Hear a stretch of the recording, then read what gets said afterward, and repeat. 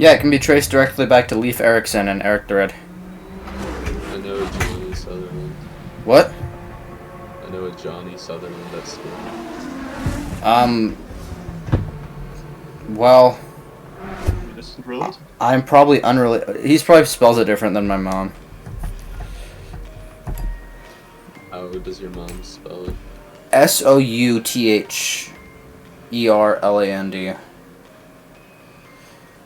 Most people spell it Suth. Yeah, it's the S-U-T-A.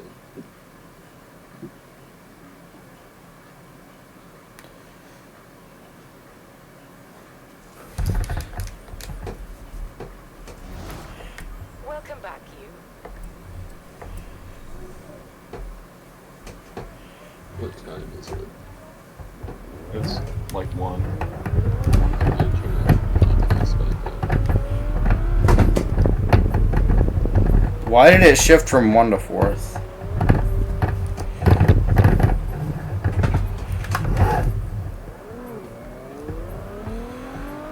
Laxity. What's it?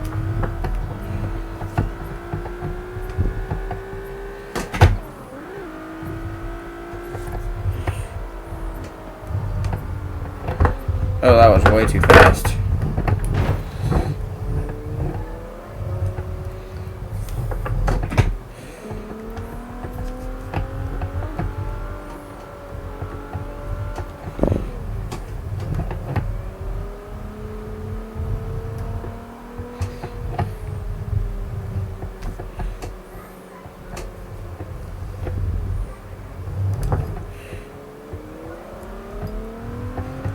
Does this car not have boost?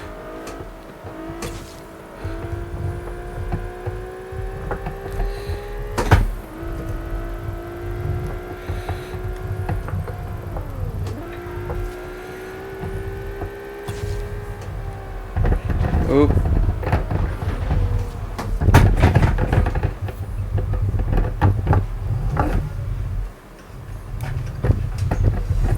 That's so weird. Alright, I need to figure out this cable situation. There we go.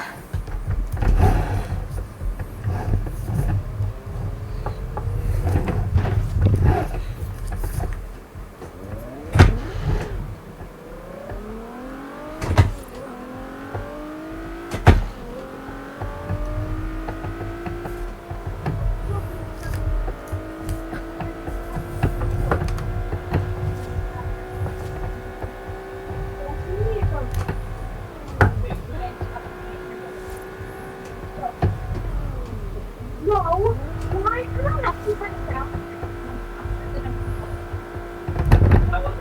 How you not get on the thing with the husband?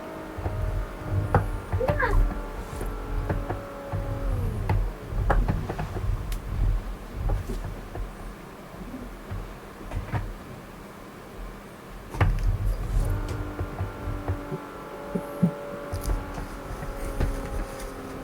Rain, you lost the points. You lost one. I didn't. He didn't lose two. He lost one on his own. I made him lose one by accident. I was hoping to fix this. The first one. I can seal my door. One second. Yeah. I don't know why it's open.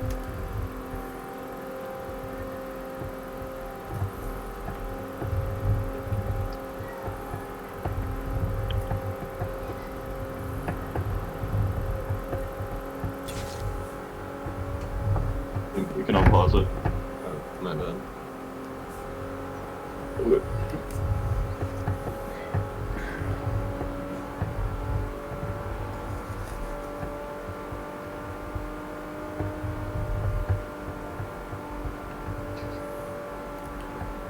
Is it on pause and I'm just not hearing it?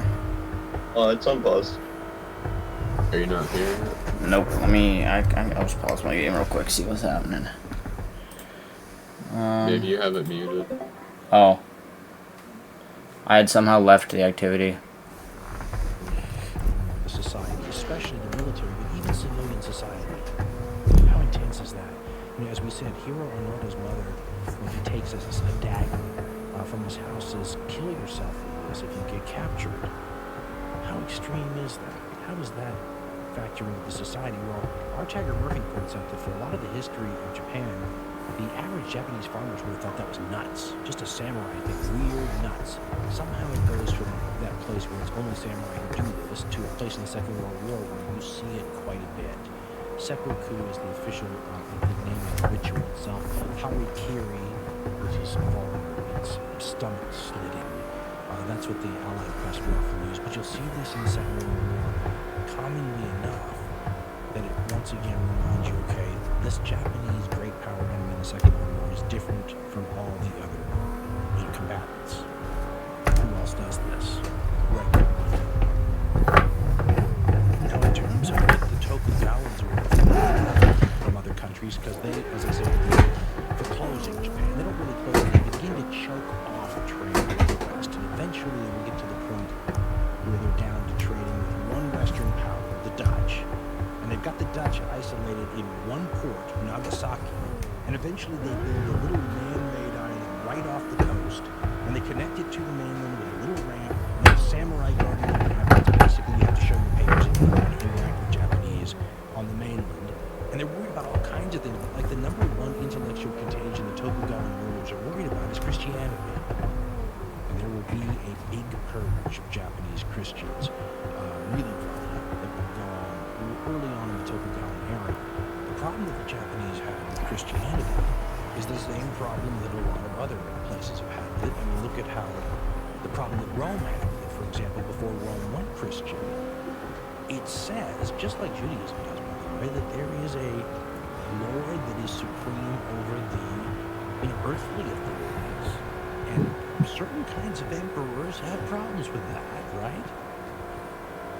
In Japan, the problem that the Tokugawans saw is, listen, your loyalty is to your daimyo, your lord, or to the shogun, or your parents. I mean, there's a whole Confucian hierarchy here of people that are going to be part of the list of people you owe your allegiance to, and your loyalty to, and your devotion to. And there's no place for some Christian god at the top of the food chain here. So it's a threat. It's hardly the only one, but it's the most visibly obvious one, and it's something that bothers the shogun and his compatriots about the Europeans entirely. You know, they would get confused, too. They would ask a lot of questions about Protestants and Catholics and try to understand it. And it just, eventually they were so confused, they just basically said, a pox on both your houses, you're all out. But think of all the stuff Japan misses because it's not engaging fully with the rest of the world and the European powers. I mean, just off the top of my head, they're missing the Enlightenment, the French and American revolutions, the Industrial Revolution, Napoleon, the revolutions of 1848, Marx, all this stuff. And remember, these things are tsunamis in places like Europe. Social revolutions, upheavals, big wars. And the only thing you can say for the way the people experienced them at the time that they happened is that at least they got them one at a time, usually, and in the right order. So sometimes you have time to recover from one tsunami before the next one hits you, time to sort of incorporate, absorb the lessons or what have you from that era. But when Japan eventually will have to join the rest of the world, they're going to get all that stuff at once, out of order, and they're not going to have built up any intellectual immunity or resistance. They're going to be like the people in the Americas at first contact were with actual contagions, but with intellectual ones. At least that's how the Tokugawa Bakufu would see it. This is a theoretical problem the Japanese writers and whatnot are actually talking about. In the 1800s, as the Bakufu, the shogunate, gets a little rickety, it's getting to be a kind of an old system of government. It's not really doing the greatest job, a lot of people maybe think. But then in the middle 1850s, what had been theoretical happened, and a Western fleet shows up in Japan's harbors and basically says, you don't get to stay closed anymore. Historians, by the way, like to call this the policy of seclusion, because it doesn't really mean closed, but basically to the people who showed up in Japan in the 1850s, this is an American fleet, by the way, under Commodore Matthew Perry, and as far as he's concerned, they're closed. And who's the president then? So there will be 2 visits by Matthew Perry over like a year or two. And during this time, Japan will be opened, as it's so-called. So they were never really closed, so they can never really be opened, but those are the terms many of us grew up with. And this is an act that is sometimes thrown into the gunboat diplomacy category, by the way, because Japan didn't necessarily want to do this.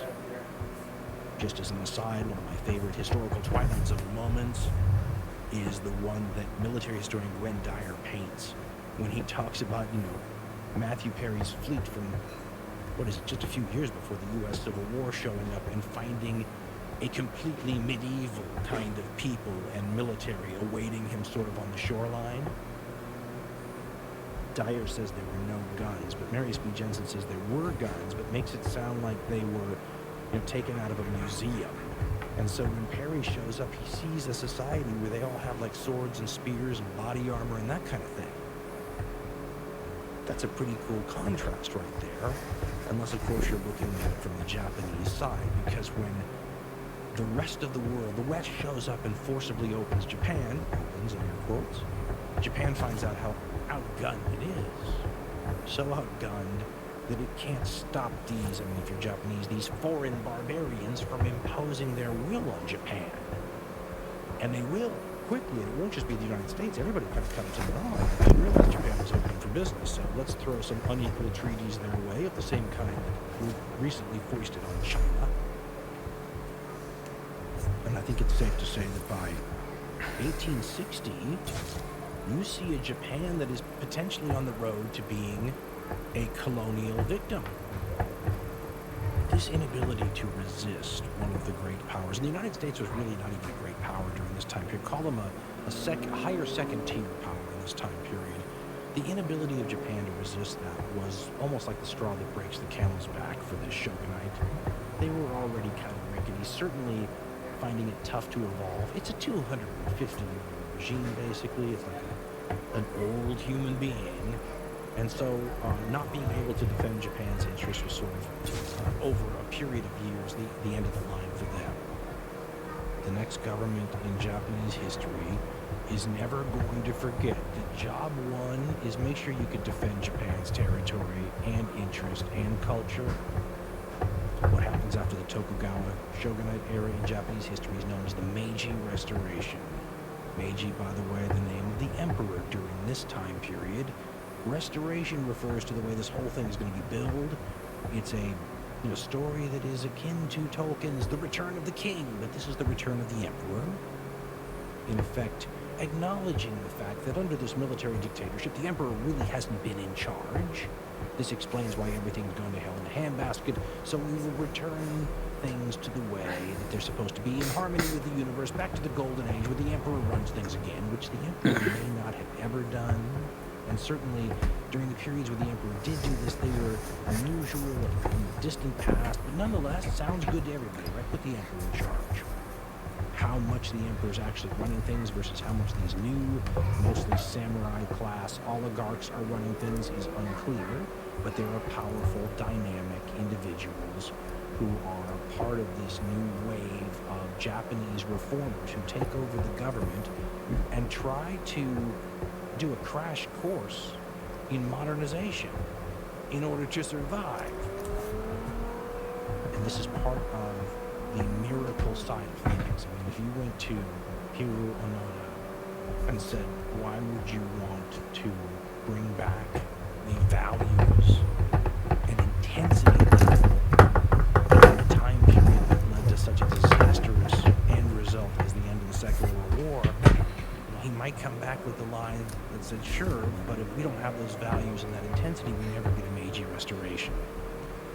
One of the really great, clear-eyed, long-range visions of these people who would take control of Japan in the Meiji Restoration is the fact that they clearly understand this adapt-or-die dilemma that Japan is in. I would make the case that it's the same dilemma most victims of colonialization have faced at one time or another, because what ends up happening is when the potential colonizers show up and meet you, there's a clock ticking now, and at some point you have to be able to resist encroachment or you will get taken over in this time period. And the Japanese, by the way, when they wake up to the rest of the world, this is how they view it, that this is a total dog-eat-dog world. There are predators and there are prey, and they desperately need to move from the prey situation that they find themselves in to the predator one quickly. And you don't know how long you have. Most of these countries that turned out to be colonial victims, and R. Taggart Murphy said there were only 3 places that avoided this. That sounds like a pretty low estimate to me, but even if I added a few to the list, it's instructive. He said the only 3 places that avoided direct or indirect Western or European colonialism. Grab the thing Dad printed for you yesterday. It's on the floor somewhere. Which is Thailand now, and Japan. Does this seem right? Is because Yep. Can I take it with me? Yep. Thank you. Is almost impossible. Alright. Most of these countries that fell to colonial powers could have overcome given time. You don't have time. There's a lot of stuff you have to do to ramp yourself up to a level so that you could compete and resist these kinds of great powers. It takes too long. Because, it's easy to forget this. In the later part of the 19th century, in order to maintain a first-class military by the great power standards of the time, your entire society has to be devoted and organized in a way to gird it as a foundation. And it doesn't seem like that, but that's the way it is. And so when you figure out a way, we've got to catch up real fast or somebody's going to need us. We've got to be able to resist anybody that will land on our shores or fight us. That takes longer than most places have. The Meiji Restoration rulers clearly see that they've got this clock ticking, and so they need a mammoth amount of change, and they need it as quickly as possible. That's what makes this whole thing a miracle. The Meiji government, which is usually called the Meiji oligarchs, later they'll be called cabal, working in conjunction with the emperor, by the way, and we've not spoken much about the emperor in a minute. They're trying to ride the tiger in terms of a balance. And they understand, as I said, the adapt or die situation, but they don't want to adapt as much as they have to not die. They still want to preserve Japanese culture as much as they can, right? So they're not the Tokugawans with the cultural headband into that level, but they still are the oligarchy, and even though they want to promote more men of merit, and they feel like that's necessary, they don't want to get crazy here, and they're a little afraid of the masses, if you look at their writing, and so they want to go as far as they have to compete, but no farther. But what happens when you have a society now that's modernizing with you? The Meiji Restoration rulers will accomplish so much that basically do a mental decision. I have to imagine, I can't imagine my country doing any of the top 5, considering the amount of resistance they put into the ideas. But to get that, it's one thing to, with the stroke of a pen or a calligraphy brush, say, we're going to start doing this now. It's another thing to have a culture, and not just a culture, traditional culture, a culture that the government has encouraged, even more unnaturally traditional element to it, and saying, okay, guess what, we're modernizing now, and we're doing it quickly. Survival. There's an account from a British observer that lived in Japan during the period where this transformation happened, the Meiji Restoration, because in addition to all the governmental changes and all the major things they do on that level, he talks about what it's like to just see how Japan changed in terms of its culture in like a decade. And he talks about the samurai guy who taught him the Japanese language, and he says the guy had a sword and a ponytail. And I mean, that's what Japan was like when he first got there. He says, I distinctly remember, this is his words, the Middle Ages. His name was Basil G. He says, I distinctly remember the Middle Ages. And then he says, less than 10 years later, he says, now they all look like Europeans. They speak with pretty fluent English. And all the talk, it's all the stuff from the late 19th century is of bicycles, bacilli, and spheres of influence.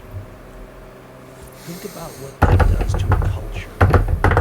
Because you can transform a society, with new constitutions, which the Meiji provide, with a parliament, which the Meiji provide, with new courts and banks and finance systems. I mean, this is amazing stuff, right? They will intentionally launch an industrial revolution. But all that stuff is hard on society. Think about how hard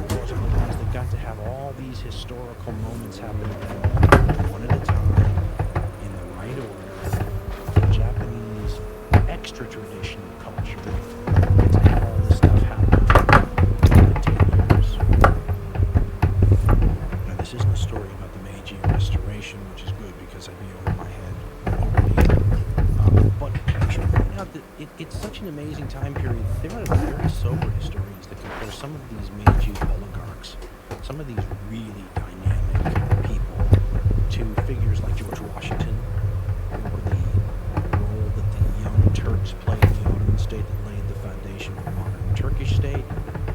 This is a big deal, and these people are all God's figures that are formidable, and some of them will live on as advisors. There's an advisory group that will be built into this new government. Some of these guys will still be advising Japan on the course of action in Japan in the 1930s, which puts it squarely on course, to go right into our story. Think about how they would handle their task, though, if it were your task. So if I said to you, listen, you're in an adapt or die situation, you have to modernize your society as fast as possible. What's job one? What do you do first? What the Japanese did, and it's smart when you think about it, is they looked around and they sent out observers, people to go all, the Tokugawa regime had been very insular. This is like a 180-degree turn because they have to.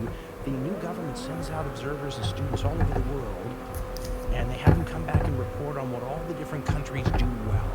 Right? This country does industrial production well. This other one does agriculture well. This other one does military stuff well. Whatever it might be, and the Japanese copy them. As I said, smart, right? They'll do the same thing with their government. I mean, in the way the Japanese are looking at this, Murphy makes this clear. Listen to other writers. There's a predator or prey, law of the jungle thing going on in the later 19th century. And the job the Japanese see for themselves is to convert themselves from something that's seen as potential prey into something that's seen as obvious predator. And so the Japanese want to be taken seriously by the other great powers, so they have to also copy some form of government that the great powers have. What is the template that they're going to build this new modern Japanese government on? It's a conscious effort to create a modern state. And you have lots of choices if you're looking at, say, European examples, don't you? And they sort of run the gamut, the entire spectrum. You can go all the way over to one side, and you have like a British or a French system, God forbid an American system, but rights of man, Yikes. Representative to What? government. God forbid an American system. Are you paying attention to this? Yeah. We're giving Japan sort of a soft landing from feudalism, if you will. That's one of the things they're known for. Probably a little. This is interesting. I don't know, I've never seen this side of the World War II story. Yeah, when you thinking of Japan, like pre-war. Pre-war, yeah, that's to hear it's like a culture shock is kind of crazy. And what did they call it? Like a, I don't know, it's feudal. I don't know. No, where they take opportunity of them because they're colonial opportunism. Colonialism? No, not colonialism.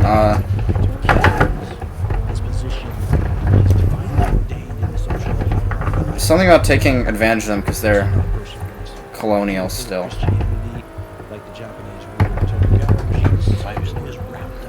It is. I've heard him say it. Let me listen for it again.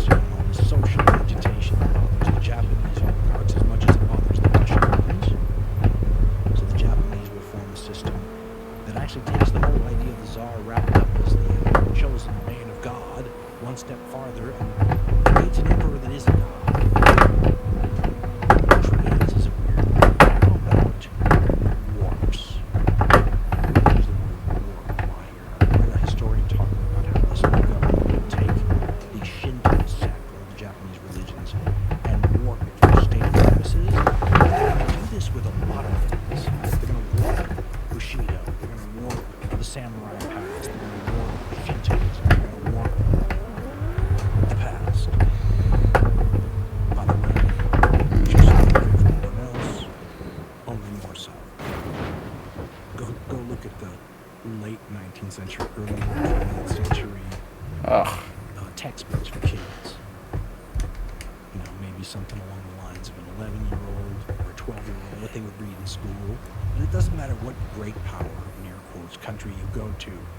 The books could all be entitled, you know, have your flag on it, and the title could say something, here's what's so great about us. Because that's what they kind of sound like. And if you open it up, I want to remind Americans, because I grew up with just the feelings of this left, that if you open up those books and look at, for example, how they portray George Washington, call him a deity. He was portrayed, and I mean people believed this at this time, as a guy who never lied, as this archetype figure, you know, I guess we can all understand. It very romanticized. There were no rules. He was portrayed as almost superhuman. He's a pretty interesting guy, I'm not saying, but you know what I mean. This is part of the national mythology for so many years. Japan took this and turned it into a lesson. First of all, they outdid the Tsar, who was only chosen by God, and they wrapped the emperor into a warped version of Shintoism that got more warped over time and turned him into a god. Full disclaimer here, had you done a public sampling of Japanese opinion 100 years ago, and asked people on the street whether or not the emperor was a god, I'm going to guess here that you get somewhere in the 85% range that says yes. Anyway, I don't know that that's true at all. That's kind of interesting. This was an existing thing that the government, for its own state purposes, like most governments anywhere, took and used. And they used it by wrapping the entire organization of this modern state around the emperor figure. In terms of the power of the emperor figure, all I can say about that is good luck with determining that. And it's such a key point in the story because at so many points you want to know who's responsible for this or that decision that has deadly, horrible consequences. You want to be able to say, where does the buck stop in this system? And you're not going to be able to put your finger on it. There seem to be some layers of veil that cover up the changes that started putting in the deliberate at the time it was formed. Some of it simply took royal court from the muddiness of traditional day-to-day politics in, say, the parliament. When I was a kid, the histories taught that the emperor during the Second World War was like a figurehead, sort of, to a military dictatorship, not unlike a 20th century version of the shogun. But nowadays, there are Pulitzer Prize-winning histories by historians like Herbert P. Biggs that suggest that's not true, and it may be what was a conspiracy theory when I was growing up isn't such a conspiracy theory. The idea that the emperor had his reputation laundered the way engineers and scientists who had to work for the Nazis did in Operation Paperclip. So maybe the way you make the emperor an okay figure to be a post-war figure on the global geopolitical Cold War chessboard is to launder his past by saying, hey, listen, he was a tool of the military dictatorship. He didn't have any power. Maybe he did. Now, the way this system is designed, this Meiji Restoration system, the emperor is supposed to be like the top of the apex in the Japanese social hierarchy. And theoretically, he controls everything. And he has the power to reach down through layers of the bureaucracy and create justice and solve problems and cut through red tape. But what's the likelihood a single figure is going to be able to do all that? As they say, when one person's in charge of everything, nobody's really in charge of anything. And you can see how this gets the entire nation state into trouble, for example, when you look at the relationship in this system. I like that quote. The constitutional system of the emperor to the armed forces. Wait, what? If one person's in charge of everything, nobody's really in charge of anything. Yeah. The Army and the Navy of Japan don't owe their allegiance to the nation state of Japan. They owe their allegiance to the emperor personally. In fact, they're kind of taken out of the realm of politics altogether and put into, his hands for his uses as he sees fit. But what if he doesn't ever get involved in the situation? Well, what that really means is that the political leaders have no control over the military. The military can say, hey, we're answerable to the emperor, and the emperor stays in his room and doesn't bother anyone. It's a little like that. When I look at the difference, though, between the potential power of the emperor versus the reality of the situation, I can't help but see him as a figure like You know, the Incredible Hulk. Is that a third superhero reference? My apologies to those who hate that kind of stuff. But it just seems so perfect in this situation. Because when the guy wants to, and this I'd say, it's a good informational video, and they're making superhero analogies. power, but they don't use it. So it's the Hulk, but they don't turn into the Hulk very often. It's bad, inconsistent when they do, but when they do, they can move mountains. And one of the things the war crime investigations after the war, historian Herbert P. Big says, they wanted to know from the Japanese emperor is they were trying to figure out if the guy had the power to stop the war. You know, all he has to do is turn into the emperor. Say the war will end now, and the war ends. Why didn't he end it at the beginning before millions of people had died? Right? It's very frustrating for the people in the West to look at this society and try to figure out where the lines of power are. We're very comfortable with a couple of different things, right, that we're used to. I mean, if you say you have a ruler and you have like a Magna Carta or a constitution that dictates what they can do, we totally get that, right? Bring in magnifying lawyers, read the text and say, well, you can't do this, you can do that, and this other stuff that's more human we can argue about. We get that. We have a lot of that. Unfortunately, we also have a lot of the other extreme, and we get that too. You know that one. That's the Pharaoh God, Julius Caesar, Joseph Stalin, Adolf Hitler, Genghis Khan thing, where you have nothing written down because there's nothing you can't do. Total power. The Japanese emperor is neither one of those things, but seems to be bound by what historian Herbert P. Biggs called, an ethos of restraint in the use of his power. Right? Something that's bound by things that are not written, things that are very difficult for outsiders to perceive. Because for a bunch of this stuff, you have to have your cultural antenna set to the Japanese setting. You get that most of the time through amazing decades of study or being Japanese. But so the outsider is difficult for us to understand, but maybe to the Japanese emperor, this court protocol, the tradition, and a bunch of other considerations may be as binding to him as a Magna Carta or a Constitution would be to some other one. Trying to figure out how the emperor involves with the military, how they all interact with the prime minister, parliament, the privy council, the general, all these other elements in that society will drive you crazy. It looks like the people at the time understood it, but I couldn't even figure out a shorthand way to describe it. So one of the rare times I went to look for somebody else's shorthand way to describe it, and I ended up on Wikipedia, which may be the first time I'm using something from there, but it was perfect.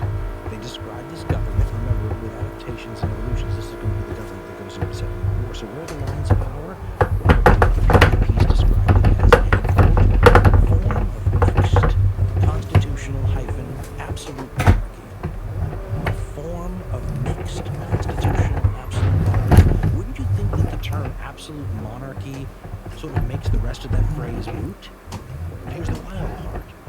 That is what it is, kind of. That's a good description of it. But that's not a description that really makes any sense or helps you figure out who's in charge of the place. One thing you can say, though, is that by injecting a deity or a religious level of fervor and belief into this state and this culture at this time period, deliberately, for state purposes, these rulers ratchet up the intensity level yet again, because, after all, when do you normally inject religion into things? People don't get more serious and never. And in this case, that was not a bug, that was a feature. And I don't mean to say this, I think most of these Meiji oligarchs are true believers. For example, most of them probably believed in the divinity of the emperor. But let's imagine for a minute that instead of them being true believers, they were much more cynical power mongers who were just looking at the tools they could use to keep the people under their boot. What an amazing tool this idea that the emperor is divine is. Look at how, if you buy into the state, we would call it state propaganda, look at how it completely changes your logical calculations. If you buy the parameters, it turns your mind against you, your rational mind. For example, if you look at the two pillars in this system, it's going to be driven into increasing the Japanese students as they figure out that the emperor is responsible for all the decisions that are made in terms of charting the course of the nation and the policies, and also that the emperor is basically superhuman. What is the logical choice to make in terms of accepting the government's point of view on things, or the course of the nation, or anything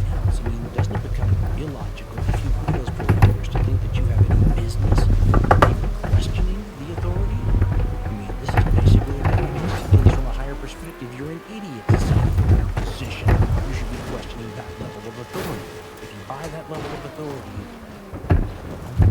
could have been a classmate of hero and Noah.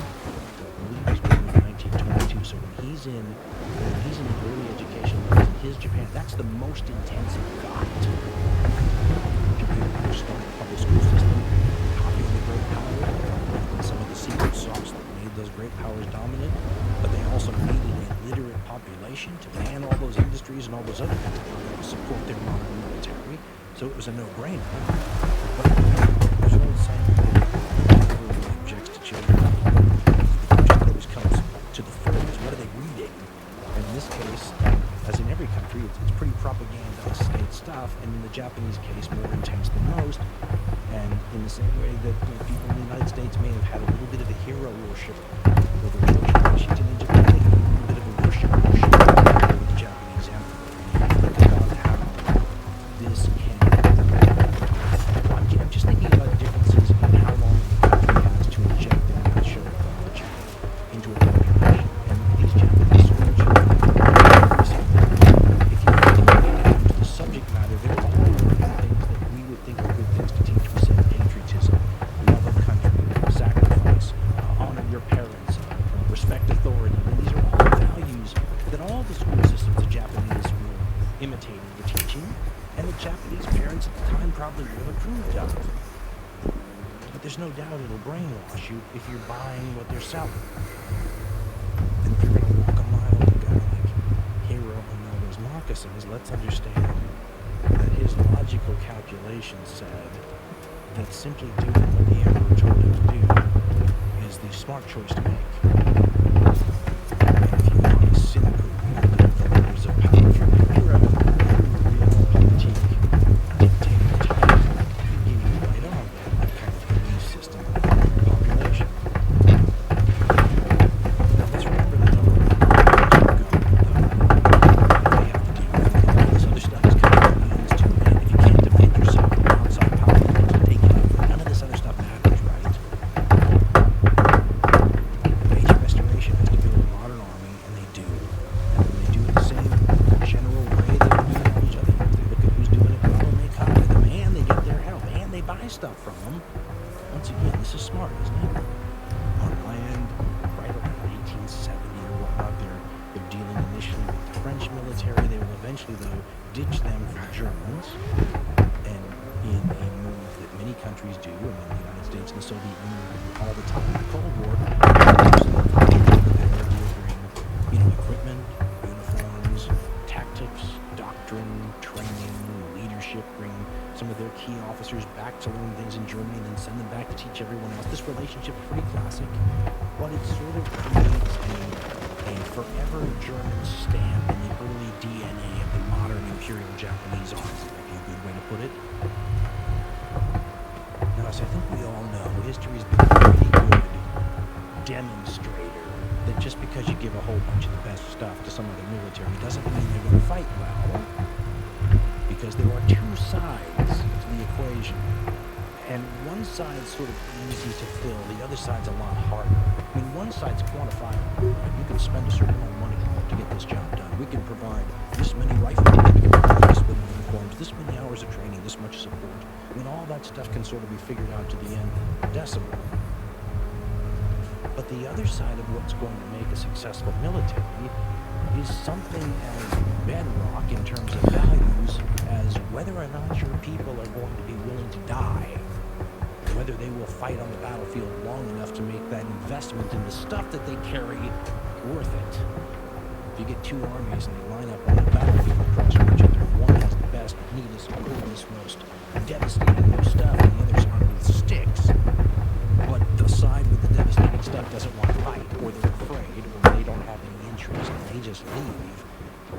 Fat lot of good all that investment did you. But how do you inject or create or artificially stimulate a warrior ethos in a brand new military? But what if you had a shortcut available to you? What if you already had an indigenous, long-standing warrior ethos and tradition of your own, just sitting there not doing anything? Could you reanimate it, repurpose it, clone it? Could you customize it so that it meets the needs of a late 19th century, Alright. early 20th century regime? I mean, if I told you that a state was pushing Probably don't have time for these another. values, what would you think? That's fair. Values like What are you guys playing? We're playing rounds. What is that? selflessness, Oh, is it the stick fighting